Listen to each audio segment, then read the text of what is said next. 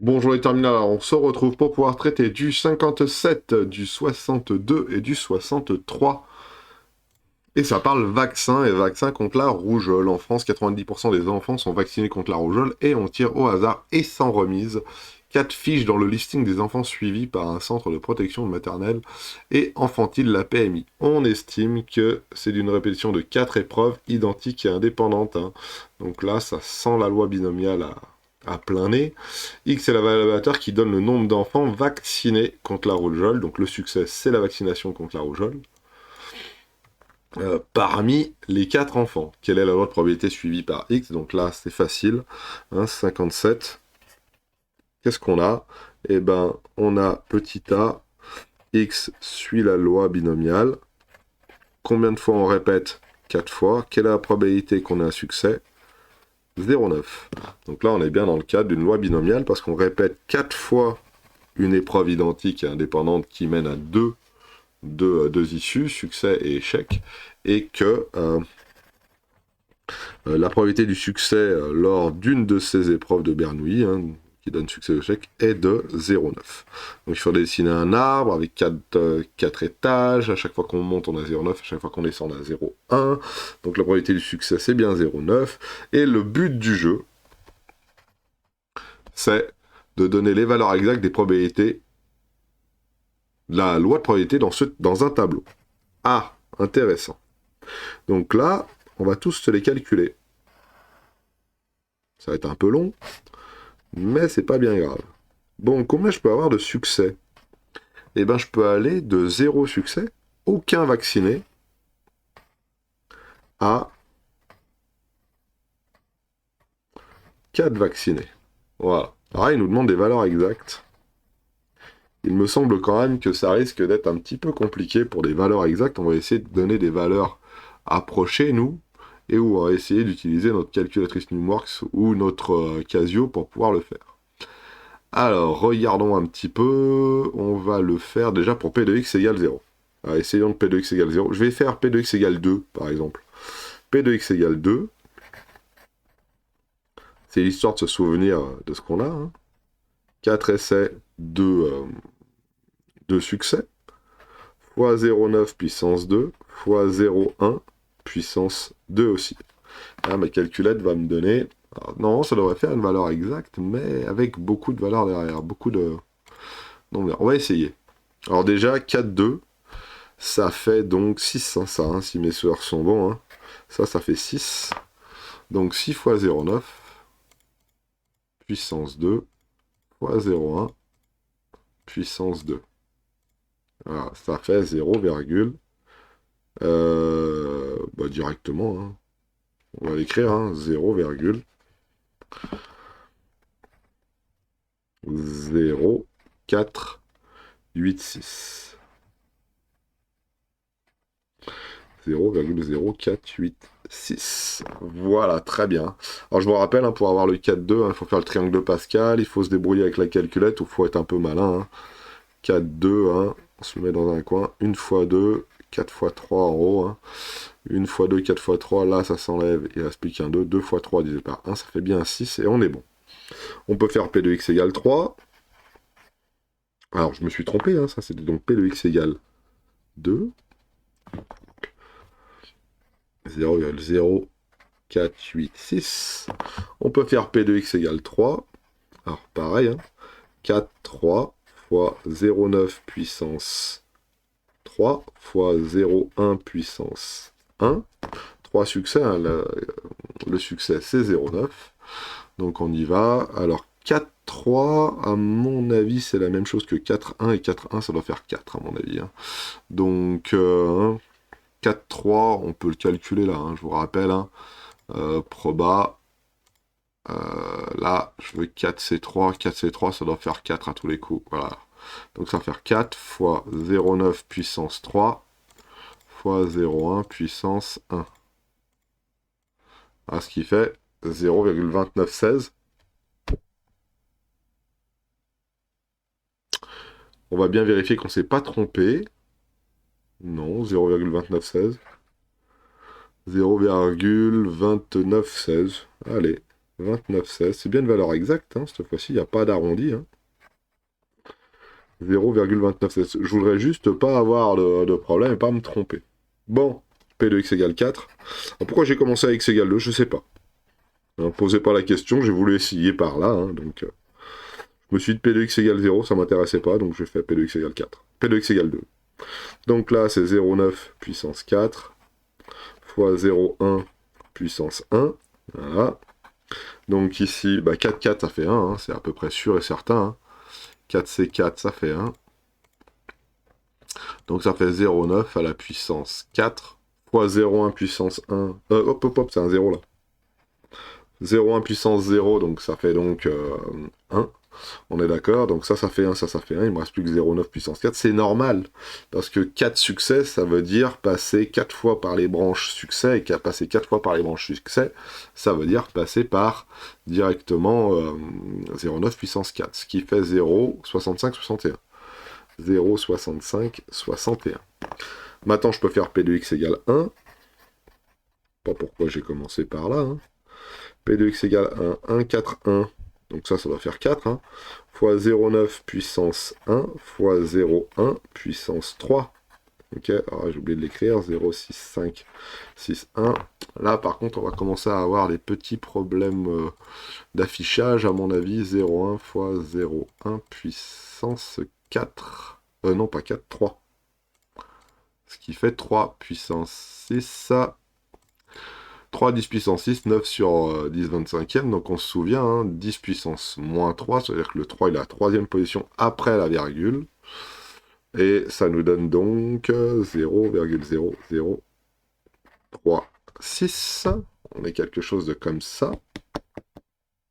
on est bon, je regarde que j'ai pas fait d'erreur, mais voilà, hein, 4 fois 9 ça doit faire 36, donc on a l'air d'être bon, hein.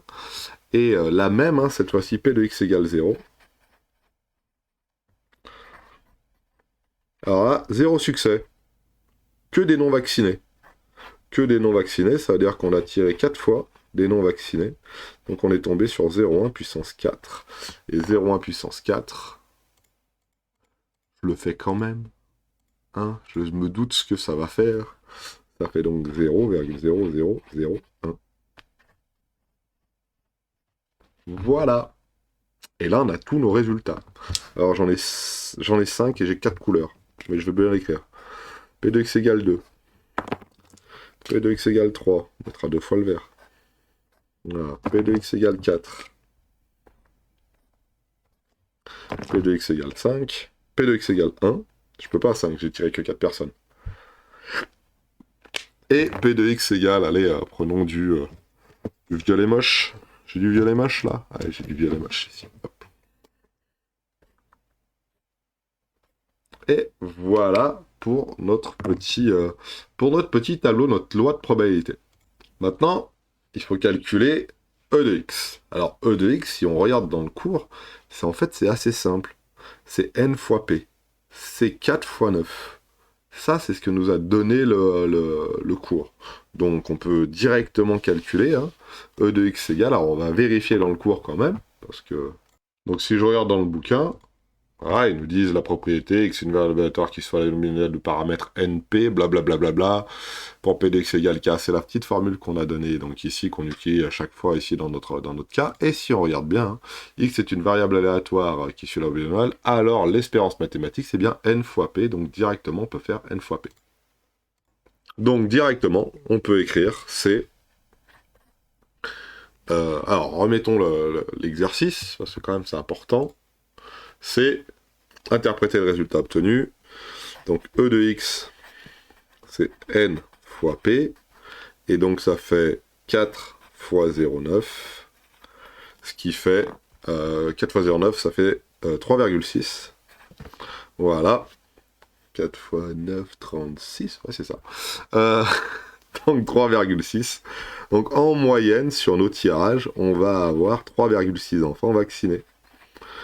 Ça veut dire quoi? Ça veut dire que si je refais ce tirage-là plein de fois, ok, quand je parle de ce tirage-là, ça veut dire l'expérience où je choisis 4 personnes, 4 fiches à l'intérieur de la PMI, là, En moyenne, bah, des fois je vais avoir 3, des fois je vais avoir 4, des fois je vais avoir 2, des fois je vais avoir 1, des fois je vais avoir 0. J'ai quand même assez peu de chances d'obtenir 0 vacciné en tirant 4 fiches. Mais en moyenne, hein, j'aurai donc 3,6 enfants vaccinés sur ces 4 fiches. Donc voilà. Et puis c'est un peu normal, hein, n fois p, hein, ça se comprend assez aisément. Hein.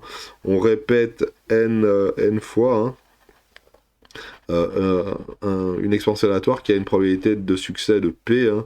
Donc c'est un petit peu naturel d'avoir cette fameuse n fois P. Alors si on veut vraiment le faire correctement, il faudra faire quoi? 0 fois ça, plus 1 fois ça, plus 2 fois ça, plus 3 fois ça, plus 4 fois ça. Et on obtiendrait les valeurs exactes de 3,6. Ça, il n'y a pas de souci là-dessus, on pourrait le faire si vous voulez à la calculette pour tester. Hein. Faites 0 fois ça, bah, c'est peut-être pas nécessaire, mais 1 fois 0,036, plus 2 fois 0,1, plus 3 fois blablabla, plus 4 fois blablabla, et vous obtiendrez 3,6. Voilà. Voilà pour celui-ci, donc hop, 3,6 enfants vaccinés, et on est bon. Allez, à la suite, maintenant, on veut avoir l'écart type. Alors l'écart type, c'est plus compliqué, hein, c'est l'écart à la moyenne, donc on va rentrer ce tableau-là, qu'on a ici, là, à l'intérieur de notre calculatrice en mode statistique, et puis on va voir ce que ça nous sort. Déjà, on va voir si on récupère notre 3,6. Donc dans ma première liste, c'est mes valeurs, donc 0, 1, 2, 3, 4, 0, alors je vais les rentrer comme ça, regardez, 0, 1, 2, 3 et 4. À l'intérieur de la deuxième liste, c'est mes effectifs, entre guillemets, notre probabilité, donc ici c'est 0, alors comment 0 et 3, 0, 1, 2, 3, voilà. Après j'ai 0,036. Après j'ai 0,0486. Après, j'ai 0,2916. 9, 16. Voilà, j'ai pas dû me tromper de beaucoup. Et 0,65,61. C'est celui-ci, ici. Je vais demander à ma calculatrice de me faire des calculs. Donc ici, ça va être F2.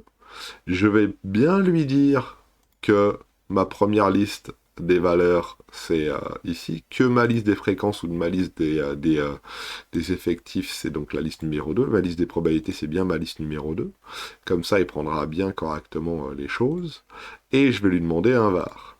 J'obtiens bien ma moyenne qui est de 3,6, donc là c'est bon, et mon écart type donc se situe ici, un écart type de ici 0,6. On a bien un n qui vaut 1, hein, c'est la somme de toutes mes probabilités qui vaut 1, donc on est bon. Et on a donc un écart type ici de 0,6. Donc ici, l'écart type de x, c'est égal à 0,6. Donc ça, c'est ma calculette qui me le donne. Que me dit mon cours? Mon cours, il me dit que mon écart type, c'est ma variance, c'est n fois p facteur de 1 moins p, donc on va essayer de voir ce que ça donne, et que mon écart type, c'est la racine carrée de ça, de n fois p fois 1 moins p. Voilà. Alors, est-ce qu'on donne sur la bonne valeur? Ça, c'est une bonne question. Alors, essayons. Alors, racine de n fois p. Alors, 4 fois 0,9 fois 0,1. Eh oui, 1 moins p, c'est quoi? Bah, c'est la probabilité de l'échec, donc c'est 0,1. Alors, c'est parti, on prend notre petite calculatrice, tac, tac, mais à mon avis, on va tomber sur quelque chose de pas mal. Je pourrais prendre la racine de 4 fois 0,9 fois 0,1. Je ferme ma parenthèse et je tombe sur notre fameux 0,6. Donc vous voyez comment il est assez aisé de la calculer à la main. Beaucoup plus facile de la calculer à la main que de la calculer avec le tableau de statistiques, mais avec le tableau statistique, vous voyez, on arrive à retrouver nos valeurs de moyenne et notre valeur d'écart type. Mon papier rebique un peu. Voilà pour l'écart type. Donc on a pris du temps, un petit quart d'heure pour faire celui-là, mais celui-là il est vraiment complet. Hein. Il y a l'espérance mathématique et l'écart type. Hein. Donc l'écart type, hein, n fois p fois 1 moins p, 4 fois 0,9 fois 0,1, probabilité du succès fois probabilité de l'échec, fois n, et tout ça à la racine carrée. Voilà, variance, écart type. Voilà. Donc ça varie pas beaucoup, hein, ça veut dire qu'on va varier hein, au fur et à mesure des nombres de 4 tirages qu'on fait, hein, on va varier d'un écart typique de 0,6 par rapport à la moyenne qui est de 3,6. Donc on montera à 4, on descendra un petit peu en dessous à 3 environ. Donc voilà. Voilà pour cet exercice. On va prendre donc le 62, qui est exactement le même principe. Hein. De toute façon, on ne demande jamais plus difficile que ça, je pense. J'espère en tout cas. Selon une étude, la probabilité pour qu'un étudiant en licence abandonne au cours de la première année est de 0,3. Donc l'abandon ici, c'est 0,3. À la fin de l'année scolaire, on choisit 5 étudiants étaient inscrits en L1 en septembre dans une université. Étant donné le grand nombre d'étudiants de cette université, on estime qu'il s'agit d'une répétition de 5 épreuves identiques et indépendantes. Donc on a bien notre condition qui nous permet de dire que c'est une loi binomiale. Hein. La variable x compte le nombre d'étudiants parmi les 5 interrogés qui ont abandonné. Donc le succès, hein, c'est vraiment l'abandon. Hein, S, c'est l'abandon au cours de l'année. Donc si on a x qui suit cette variable aléatoire, alors ça c'était le 61, je crois. Voilà. 62, excusez-moi. 62. On vous demande de justifier que x suit la loi binomiale, donc je ne vais pas l'écrire. Hein. C'est la répétition de 5.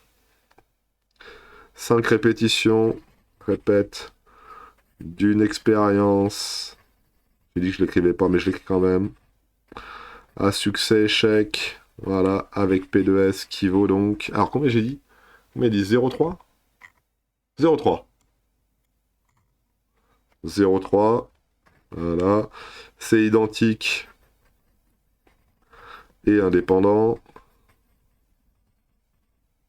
Voilà, donc si c'est identique, on a tout, hein. On a les 5 répètes. On a l'identique et indépendant. C'est une expérience aléatoire à deux issues. Et on a la probabilité qui est ici, donc directement, hein, x compte le nombre de succès, donc x suit la loi binomiale. Ce truc, c'est une flèche. Voilà. Ce matin, c'est compliqué. Ce truc, c'est une flèche. Voilà. 5 répétitions avec la probabilité d'échec. Probabilité du succès, même si le succès, c'est l'abandon en première année. De 0,3. Voilà. On a précisé les valeurs. On est bon. On va mettre un poil de couleur. Et ça sera trop beau. Voilà. N qui vaut donc ici 5.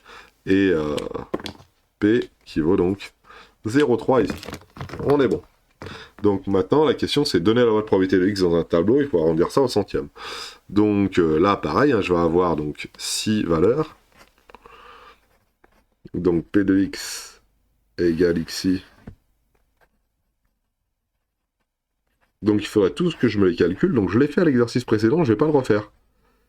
Je vais être un peu malin. Et je vais faire ça avec allez, l'AnimWorks. Parce que l'AnimWorks va pouvoir me le faire. Ou je peux faire ça avec celle-là. Regardez, hop. Menu stat. Donc là, on va tout enlever. Regardez, hop, on va tout reset. Reset la calculette. Menu stat. On va aller dans distribution ici. On va être un peu malin. Distribution ici, c'est F5, excusez-moi. On va aller dans binomial, c'est aussi F5. On va aller dans BPD. On va se mettre en mode variable, parce que moi j'ai un nombre de variables. Alors 0, c'est pour le XI. Nombre d'essais, bah 5. Nombre de probabilité du succès, 0,3. On fait le premier. 0,16, 807. Donc à l'aide de la calculatrice. Après on revient d'un étage en arrière. Au lieu de mettre un 0 succès, on va mettre un succès. 0,3615. 0,36, je crois qu'il y a un 0 entre les deux. Ouais. 0,36, 0,15. On est bon. On fait la suite. P de x égale 2. Peut-être on va être obligé d'arrondir un petit peu à chaque fois. Ah non, 0,38, 87. 0,30, 87. Cédric écrit correctement. Voilà. Allez, c'est parti. Ah, vraiment utilisation de la calculatrice. Hein. 3. 0,13, 23. Et le 4. 0, 0, 28, 35. Attention à pas oublier ce 0 là. Et qu'on ait quand même de la chance que nos 5 étudiants abandonnent. On n'a quand même vraiment pas de chance. 0,243. Donc le 2 est à la 3e position. Hop, hop, hop. Voilà. Comme ça. Et on les a tous notés. Hein. C'est bien un 0 là. Avec l'AnimWorks, regardez bien. Je pense que ça va être un peu plus efficace. Je vais aller dans probabilité, et on va tous les vérifier, regardez bien. Je valide en binomial. Alors, nombre d'essais, 5. Probabilité du succès, 0,3. Jeu suivant. Alors, 0,16,807. On l'a. Ouais, mais sauf que je veux la valeur exacte ici. Hop, tac. P de x égale 0, c'est ça. Je peux pas descendre d'un étage pour les voir tous. Tant pis. P de x égale 1. Je valide. 36,015. On est bon. P de x égale 2. 30,87. P de x égale 3. 13,23. P de x égale 4. 0,2835. P de x égale 5. Ici, à chaque fois, vous voyez, on a en plus la belle représentation qui va bien. Ah, ça se trouve, c'est même ce qu'ils vont nous demander de faire juste après. Hein. Donc, on va bien voir. Regardons ici, tac. Donner la note de moyen, représenter graphiquement la de x par un diagramme en bâton. Ben, est-ce que vraiment j'ai besoin de le faire hein, bon, le diagramme en bâton, c'est facile. Hein, il faut mettre ici, comme ça. Ici, comme ça. Vous mettez les xi ici. Donc, 0. Vous pouvez prendre le 0 ici. 1, 2, 3, 4, 5. Et après, il faut faire les bâtons. Donc, 0,16. Alors, le max, c'est 0,36. Donc, on peut mettre 0,4. 1, 2, 3, 4. Voilà. 0, c'est 0,16. Donc, je suis plutôt par là. Voilà. 1, c'est 0,36. Donc, c'est là où je suis le plus haut. Voilà. 2, c'est 0,30. Donc, c'est plutôt par ici. 3, 0,13. Pouh, j'ai pris une bonne claque. Ici, 4, 0, 0,2. Donc là, je suis à 0,05. Ouais, 0,02, ça doit être par là. Et 5, 0,0, c'est à peine visible ici. Okay, on voit très bien ça sur notre Numworks qui est ici. Hein. Hein, vous voyez, hein, on a à peu près le même graphique ici que là. Voilà. 0,3. Si, on est bon. Le 0,4 pour une bonne claque. Hein. Paf, paf, paf. Et vous voyez, ça fait une sorte de cloche. Hein. Ça fait une sorte de cloche. Alors, juste comme ça, là, pour pouvoir voir si j'avais... Alors, je vais remonter. Alors, forcément, hein, bien sûr. Si au lieu d'avoir... Ah, je veux revenir. Et on va faire erreur. Voilà. Je veux revenir dans l'étage en bas. Voilà. Au lieu de n qui vaut 5, je fais n qui vaut 28. Ou 200, tiens. Je fais 200 essais. Ce qu'il va vouloir. Bonne question. 0,3, vous voyez, on voit une vraie cloche qui apparaît. Pourquoi? Alors là, en plus, elles sont tous collées, hein, les barres. Hein. On est bien d'accord que là, c'est tout collé. Il faudrait que j'en mette un peu moins. Si je reviens dans l'étage, je vais mettre 200, je mets 50. Alors, ah, voilà. On voit bien toutes les barres. Vous voyez, ça fait une cloche, chaque fois, assez jolie, hein, où on est centré, là, entre 10 et 20, par exemple. Donc, je sais pas exactement ce que ça fait, mais vous voyez un petit peu le principe. Hein. Voilà, et si je veux... une valeur qui va bien, par exemple, la valeur qui est entre 10 et 20, hein, hop là, 15, hop, paf, paf. C'est bien cette barre-là. Hein, voilà, donc avec la calculette, la Numworks, c'est pas mal pour ça. Je crois que là, elle le fait aussi, elle, mais je sais pas exactement comment, mais l'idée est bonne. Bon, on avance. Voilà, représenté graphiquement, donc celui-là, c'est fait. Et on va pouvoir faire donc le 63, qui est quasiment identique à tous les coups. On a un jardinier qui veut réaliser une bordure constituée de tulipes blanches et de tulipes violettes. Il tire au hasard 30 bulles dans un sac contenant 35% de tulipes blanches. On suppose que le nombre de bulles est suffisamment pour que cette expérience soit assimilée à un tirage avec remise. Donc forcément, là, on a une loi binomiale qui va arriver. Du moins, en tout cas, on a soit une blanche, soit une... je sais quoi, violette. Donc voilà. Donc il faut bien lire l'exercice pour savoir quelle est la probabilité du succès, quelle est la probabilité d'obtenir moins de 10 tulipes blanches dans la bordure. Ça c'est plus embêtant parce qu'il va falloir faire un P de x inférieur ou égal à. Alors regardons un petit peu. X suit la loi binomiale de quoi? Alors combien de répétitions? Il tire au hasard 30 bulbes. 30. Donc il a un énorme sac avec plein de bulbes à l'intérieur, hein. Peut-être qu'il en a 200, 300, 10 000 à l'intérieur, et on sait qu'il y a 35% de bulbes blancs. Et là, on veut la probabilité d'obtenir des bulbes blancs. Donc les bulbes blancs, c'est le succès, et le succès, c'est 35%. Donc, la probabilité de tirer un c'est 0,35. Donc voilà notre loi de probabilité. Donc là, vous voyez, c'est beaucoup plus difficile parce qu'on a des chiffres qui sont un peu plus, des nombres qui sont un peu plus gros. Donc faire les calculs à la main, bah, ça a posé un peu plus de problèmes. Mais ici, pour le petit a, on cherche P de x moins de 10. P de x strictement inférieur à 10. On est bon, hein? Moins de 10 bulbes blancs dans la bordure. Donc P de x inférieur à 10, c'est P de x inférieur ou égal à 9. On est d'accord? Regardons un petit peu ce que nous propose notre calculatrice. Alors, pas sur la Casio déjà pour commencer, mais on va commencer sur la NumWorks. La NumWorks, elle est située ici. Voilà. On va revenir plein écran. On va lui mettre les bons paramètres qui vont bien. Alors, j'aimerais bien remonter. Il va absolument pas que je remonte, en fait. Ah, pour remonter, c'est ici. Donc, 30 bulbes. La probabilité d'ailleurs du succès, c'est 0,35. Voilà.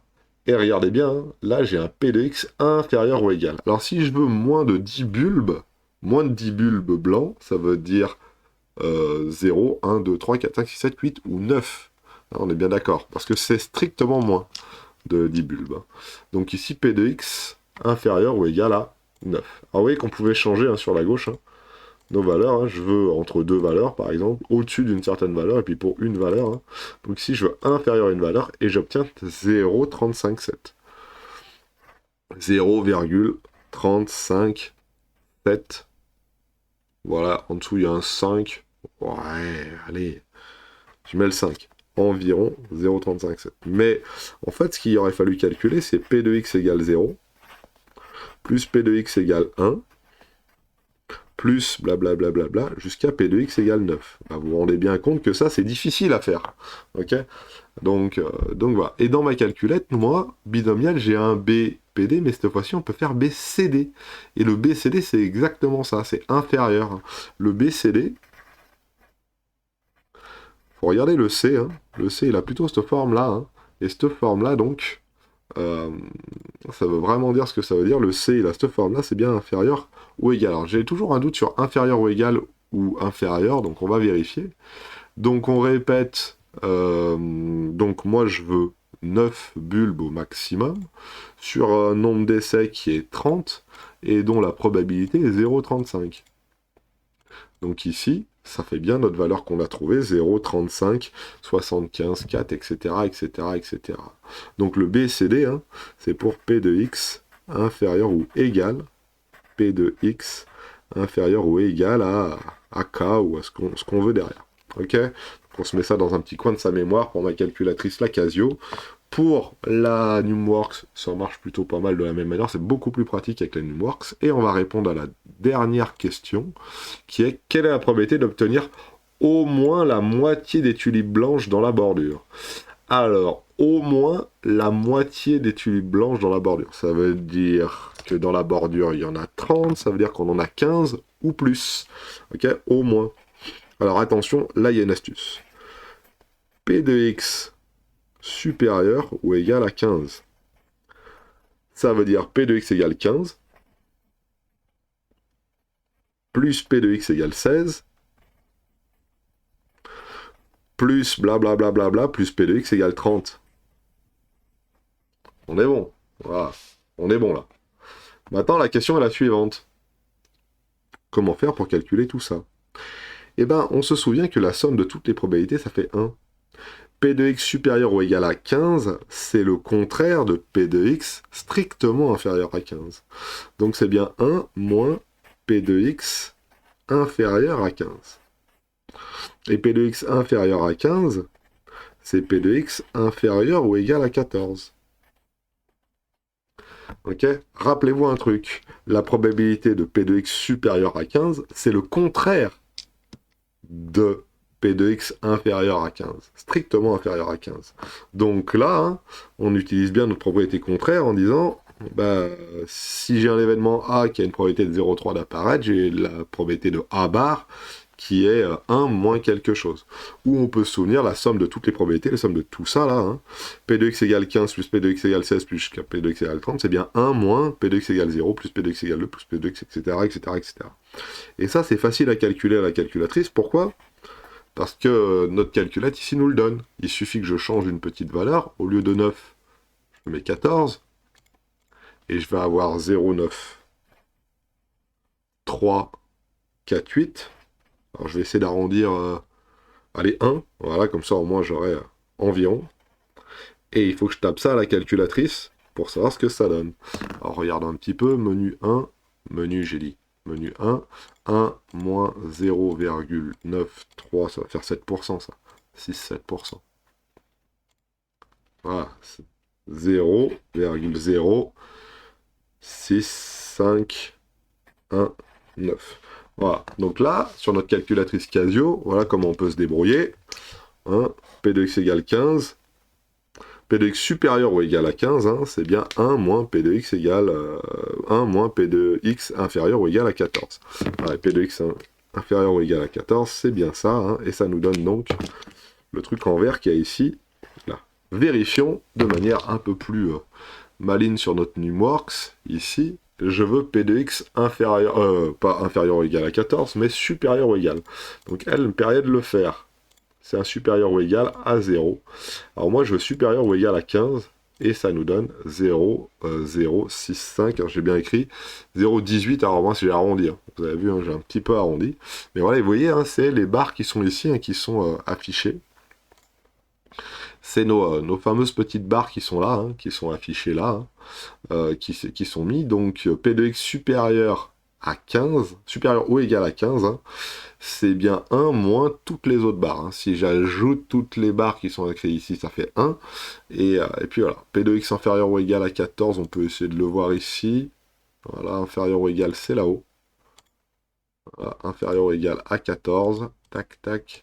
Ça nous donne 0,9381, hein, la valeur qu'on a trouvée ici. Donc voilà. Et ça, c'était le 63, et c'était le dernier exercice de cette vidéo qui, pareil, était un peu longue, mais important à faire parce que la loi binomiale, hein, c'est ça, hein, c'est calculer des P de x égale, P de x inférieur ou égal, ou P de x supérieur ou égal à 15. Dans notre cas, passez une très bonne journée. Au revoir.